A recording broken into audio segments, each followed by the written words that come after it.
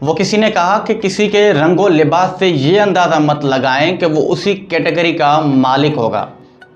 ऐसा भी होता है कि बहुत सारे लोग जो रंग के गोरे और लिबास के बहुत अच्छे होते हैं, लेकिन वो ज़ाती किरदार के गोरे और अच्छे नहीं होते। इसका उलट भी हो सकता है। ऐसा भी होता है कि कुछ लोग रंग के काले सांवले और लिबास के सादा ज़रूर होते हैं, लेकिन ज़ाती किरदार के वो कमाल के मालिक होते हैं। इसका उलट भी हो सकता है, क्योंकि ये बहुत एक आम मकूला है कि 5 उंगलियां कभी भी बराबर नहीं होती और ना ही कभी ज़िंदगी की रफ्तार एक जैसी चलती है। काशिफ नामी शख्स, जिसका काम रंग बरंगी गुब्बारे बेचना था, वो डेली किसी न किसी गांव में जाता और अपने गुब्बारे बेचा करता था।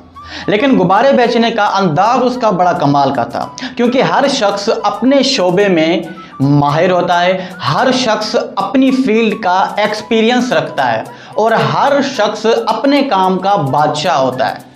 तो काशिफ भी जब भी किसी गांव में जाता गुब्बारे बेचने के लिए, तो गांव में दाखिल होने से पहले कुछ गुब्बारों में गैस भर के हवा में छोड़ देता। तो गांव के बच्चों को पता चल जाता कि अंकल काशिफ आ रहे हैं, तो बच्चों का पहले से ही वहाँ पे हुजूम लग जाता।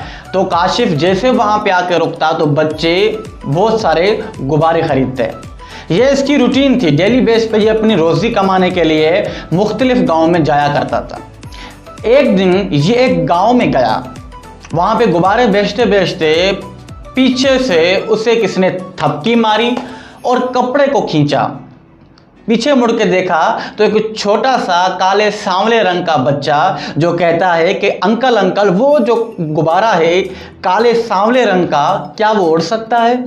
तो काशिफ ने पहले उसकी बड़ी मासूमियत को गौर से देखा, उसके बाद उस गुब्बारे को देखा और मुस्कुराकर कहा, बेटा, गुब्बारे अपनी रंगों की वजह से नहीं उड़ा करते, बल्कि इनमें जो गैस भरी जाती है, जो हवा भरी जाती है, उसकी वजह से ये उड़ा करते हैं।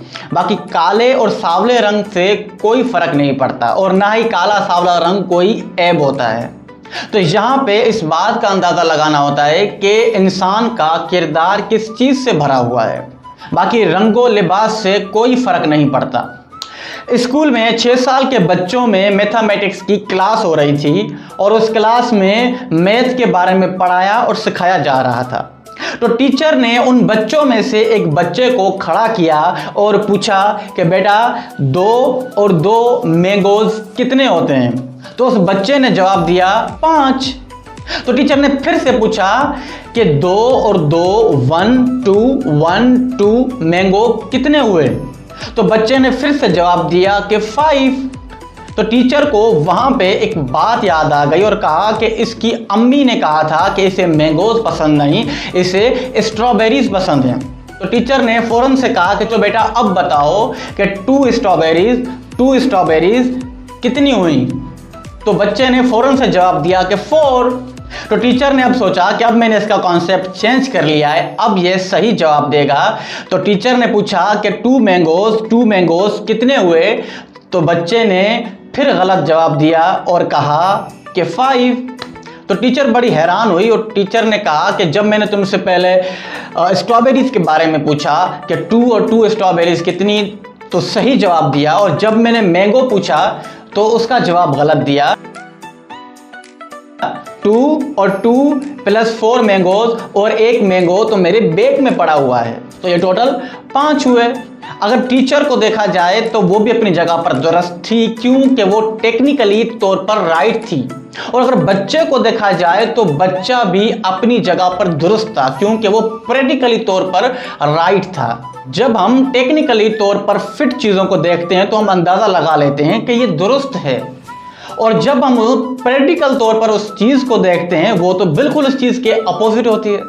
तो प्लीज़ टेक्निकली फिट चीज़ों को ना देखें, आप उनमें से पोशीदा चीज़ों को देखने की कोशिश करें, पोशीदा चीज़ों को समझने की कोशिश करें, और हमेशा आप टेक्निकली और प्रैक्टिकली इन दोनों फ़र्क को याद रखिएगा। तो इंशाल्लाह आप लोगों को अच्छे तरीके से इम्तियाज़ कर पाएंगे।